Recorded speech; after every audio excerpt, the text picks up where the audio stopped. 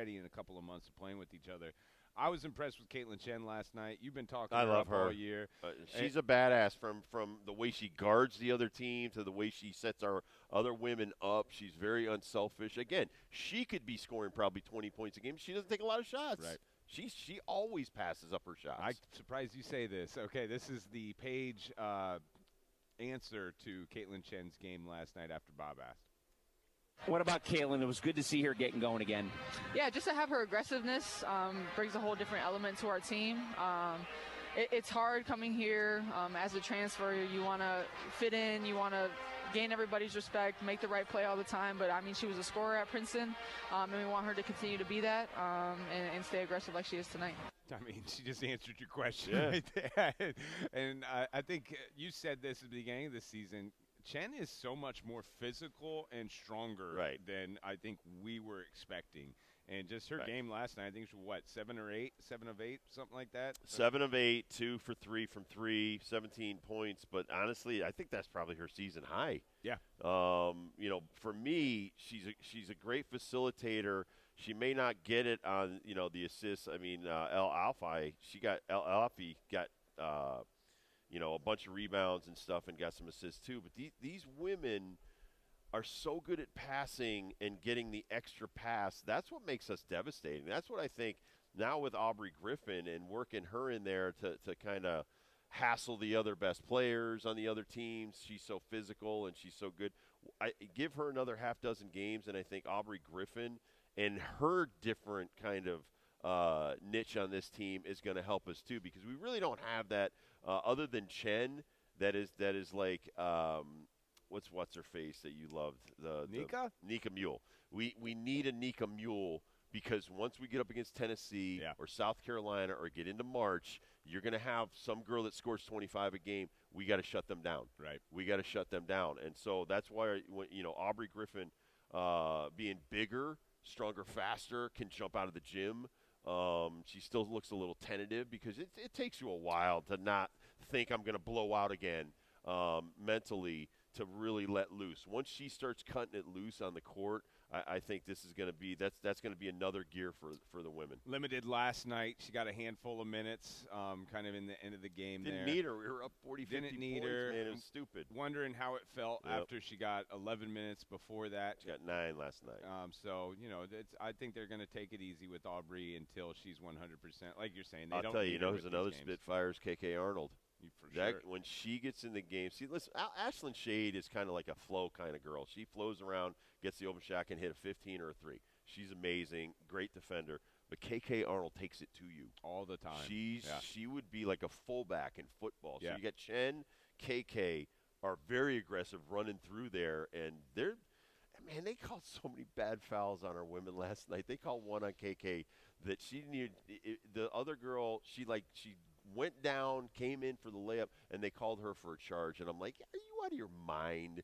That if you watch like men's basketball, man, the men are banging each other and stuff like that and don't get called. Like shoving each other off of each other. And KK is the smallest person on the court. Exactly. Smallest person on the court. You're calling the smallest person for the fouls. Now, I don't know if this is disrespectful or not. I came up with this idea earlier today. Now, these games, these Big East games, as much as it's so much fun to blow teams out and we're winners and it's great, it becomes kind of just check in on the score in the third and the fourth quarter to see how much we're up by. You were right. That was people paid for the price of a practice.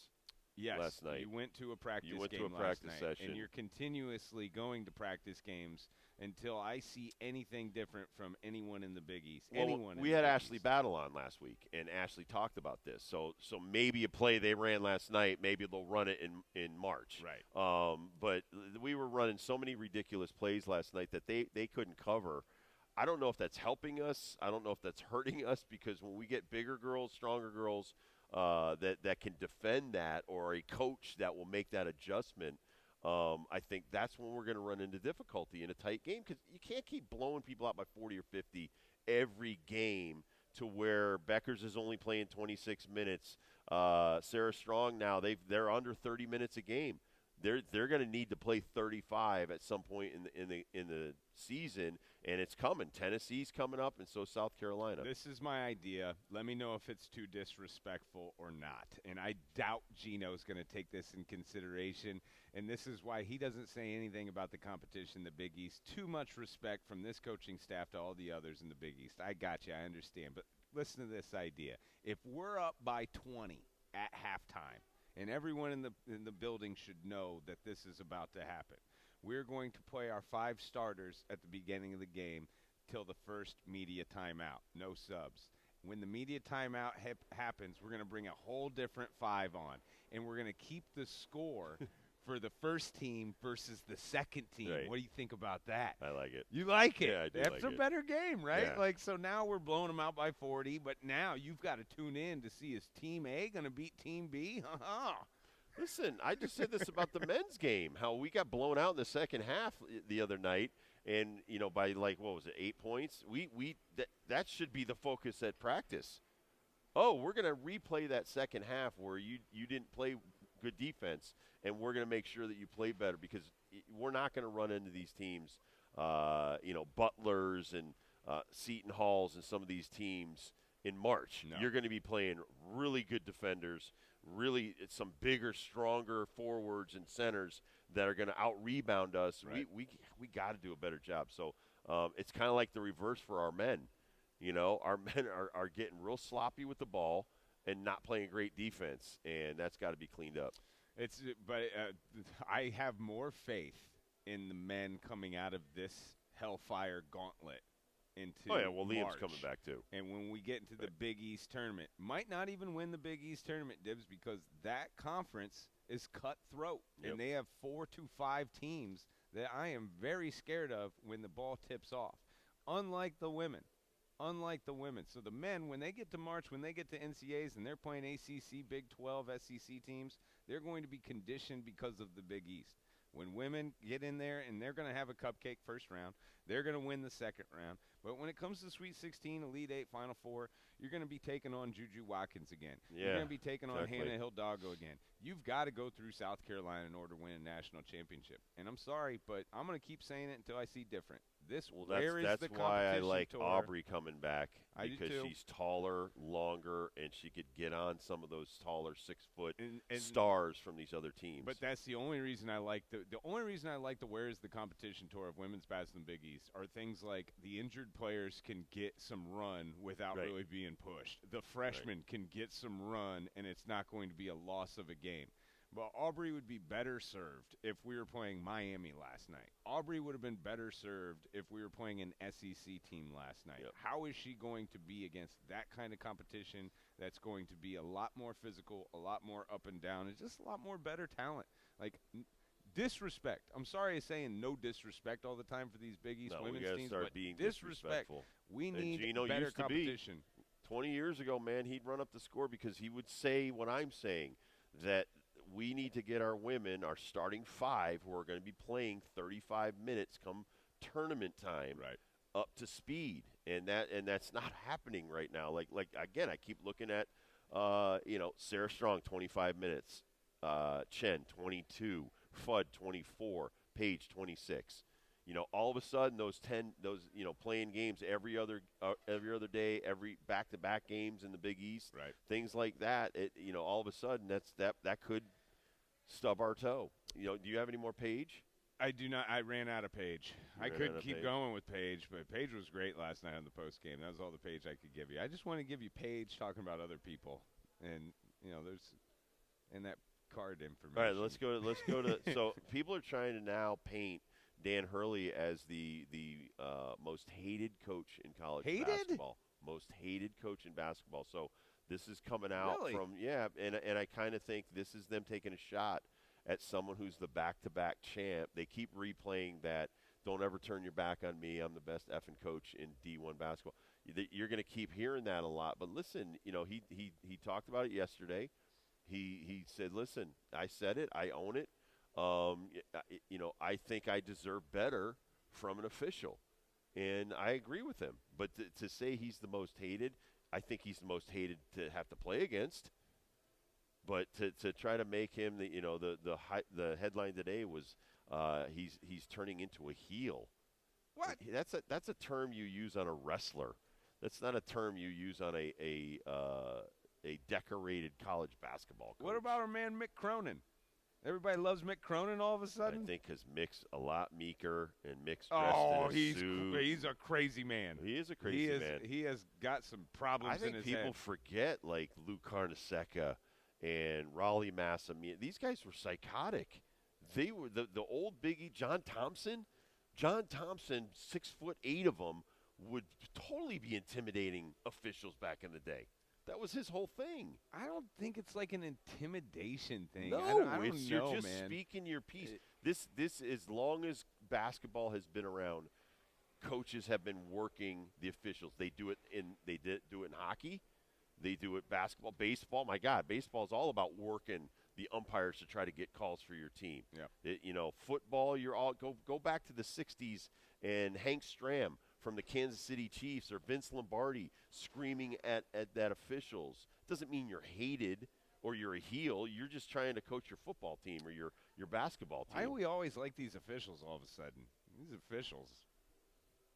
Nameless, faceless. Get out of here. I can yell at you all I want. It's part of the job, man. And honestly, to me, if Joe Mixon wants to rip an NFL official for a bad call, why does he get fined for that? We need to have these officials actually go to press conferences. And here's the thing, he didn't even say it. I know. Somebody else said it. TJ Ushmanzada. But I don't know. There's a I love Hurley. Here's the thing. I'll tell you, because I've said this to you on the air before. Doc Ellis told me after a couple of my suspensions, got in my face. Now, Doc Ellis, if you don't know, he was a black pitcher for the Pittsburgh Pirates. He was 6'6" and scary as hell, and he got in my face one time in Pittsburgh, and he said, "Don't ever change. You be you." He goes, "They're trying to take that from you," and I believe they're trying to do that from Dan Hurley. They're trying to take what makes him successful away to even the playing field right now when UConn looks vulnerable. You know the problem with basketball? Too nice. There's too many nice things going on. These players, 12 years old, you can't yell at them, Dibs. Nope. You yell at them, they're going to go to a different AAU team, and then their mom's going to be mad, and you're going to be fired. And then you get to high school, they've already got NIL deals. They're making way more money than anyone else than in the high coach. School. Exactly. Can't yell at them. Right. Can't be mean. And even if you look mean or you act mean, you're too mean looking for a kid to come here. Your free agency look is a turnoff. Don't like it. Get to college. Oh, gosh, don't yell at the refs. God forbid you yell at these refs because they're great. Everyone loves refs, Dibs. We've been talking about the bad officiating for years on this show. No, it's every level in every sport, officiating is awful lately. I think that Hurley is the best thing for basketball right 100%. now. The basketball that I have watched in the last 10 years cannot hold a candle to the basketball I grew up watching, just as far as skill. I don't care about the three-point shots. I don't care about your hand checks, your physicalness. I just have seen 7-footers that throw bricks up all the time inside the paint. I have seen big guys that cannot dribble the basketball properly. I have yet to see bounce passes. Oh, no, fundamentals I have yet are to terrible. see bounce passes in the game of basketball. And when I was watching back then, you couldn't leave anyone open for an 8-footer. It was an automatic bucket, man. Right. Like, watch some of the tournaments of the 70s and the 80s. Like, no one misses shots. Like, everyone is just a 100% shooter. But we don't take a shot right when we're dribbling it up and all of our boys have worked their butt off on D, and then they're all the way under the basket, and I'm just going to walk it up and shoot a half-quarter. That's like a disrespectful thing to your team. So I'm proud of Hurley. I say keep it up. Keep being mean to these refs, mean to these kids, mean to the fans, mean to everybody, because basketball needs some mean. Well, here's the thing, too, on Hurley, is that you're making these players better, but you're making them better people, and that's what Gino's been doing for 40 years. People hate Gino for the way he coaches and the way he talks and all that kind of stuff. It's the same thing. A lot of these, even Mahaney and some of the other players that transferred here, Terrace Reed, they love Hurley. They want to be coached by a hard coach, That's why not they came. an easy coach. Right. And so I respect the players that transferred here for that reason alone. They wanted to be coached up by Hurley. And listen, I'm watching Luke Murray. I'm watching the other coaches. They're in our guys' faces. They're coaching all the time. Our players are smart enough to know that, again, we talk about this all the time. It's not personal. This is basketball. You want to be a good basketball player? I'm going to coach you, in the basketball sense.